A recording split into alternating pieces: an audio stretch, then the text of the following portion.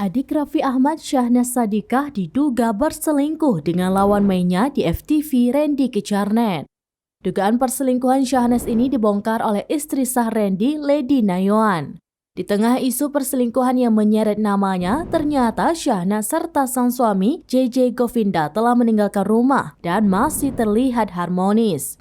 Hal itu disampaikan salah seorang petugas keamanan komplek perumahan Syahnas dan JJ. Disinggung perihal Syahnas dan JJ apakah ada di rumah, seorang petugas keamanan menyebut pasangan suami istri tersebut sedang tidak ada di rumah. Dua anak Syahnas dan JJ kabarnya juga ikut dibawa, hanya saja tidak diketahui siapa yang membawa mereka pergi. Kendati begitu, Satpam itu mengungkapkan bahwa Syahnas dan JJ masih tinggal satu rumah. Ia berujar hubungan rumah tangga Syahnas dan JJ juga masih terlihat harmonis. JJ sampai 3 kali ganti nomor ponsel Syahnas setelah mengetahui dugaan perselingkuhan istrinya dengan Randy Kecharnet.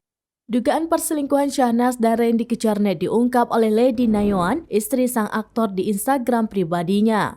Dalam unggahan Instagram story-nya, Lady Nayoan menyebut JJ telah mengetahui hubungan terlarang Syahnas dengan suaminya itu.